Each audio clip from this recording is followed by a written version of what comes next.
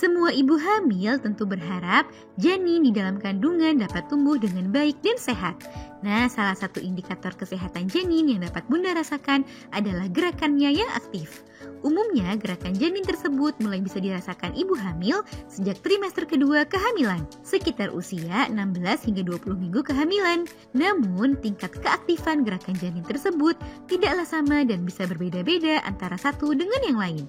Ada ibu hamil yang merasakan gerakan janin sangat aktif, ada pula ibu hamil yang merasakan gerakan janin biasa-biasa saja dan cenderung pasif.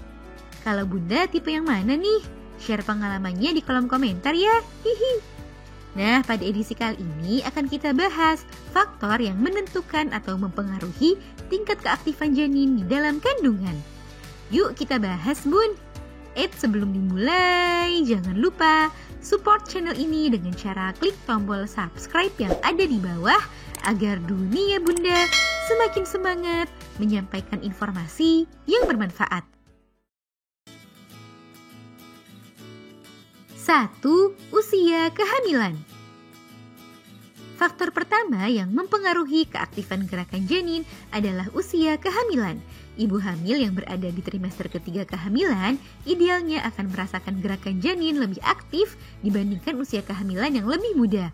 Hal ini dipengaruhi oleh ukuran janin yang semakin besar dan perkembangan sarafnya yang semakin baik, sehingga gerakan yang dilakukannya menjadi lebih kuat dan mudah dirasakan oleh ibu hamil.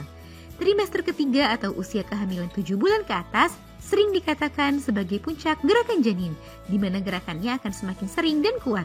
Di masa-masa inilah ibu hamil dapat lebih mudah untuk memantau dan menghitung gerakan yang dilakukan oleh janin. 2. Air ketuban. Selain sebagai pelindung dan penunjang tumbuh kembang janin, air ketuban di dalam kandungan juga membantu janin untuk bergerak lebih leluasa.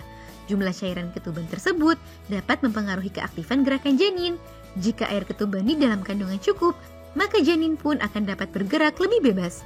Namun, jika air ketuban di dalam kandungan sedikit, maka janin bisa lebih sulit untuk bergerak. Sehingga ibu hamil perlu menjaga jumlah dan kualitas air ketuban untuk membuat janin lebih sehat dan aktif bergerak. Periksakanlah kondisi air ketuban secara berkala dengan melakukan pemeriksaan USG. 3. Kadar oksigen. Faktor lainnya yang bisa mempengaruhi keaktifan gerakan janin adalah kadar oksigen yang diterima oleh janin. Jika oksigen yang diterima janin rendah atau kurang, maka dapat membuat tubuhnya lemah dan membuat gerakannya menjadi lemah dan pasif. Kondisi janin yang kekurangan oksigen ini bisa disebabkan oleh beberapa faktor, seperti masalah pada plasenta, janin yang terlilit tali pusar, serta komplikasi kehamilan yang Bunda alami. Oleh sebab itu, Bunda perlu waspada apabila gerakan janin berkurang secara tiba-tiba atau tidak terasa sama sekali. Sebab apabila tidak segera ditangani dengan baik, maka dapat berakibat buruk bagi kesehatan dan tumbuh kembang janin. 4. Aktivitas yang dilakukan. Keaktifan janin terkadang juga dapat dipengaruhi oleh aktivitas yang sedang Bunda lakukan. Misalnya ada beberapa aktivitas yang dapat merangsang gerakan janin, seperti mengkonsumsi makanan manis, minum air dingin, berbaring menyamping ke kiri, atau mengajak janin bercerita. Aktivitas tersebut diyakini dapat membuat janin bergerak lebih aktif. Ada pula beberapa aktivitas yang mungkin membuat Bunda merasakan gerakan janin jadi lebih berkurang. Misalnya saat Bunda sedang sibuk bekerja.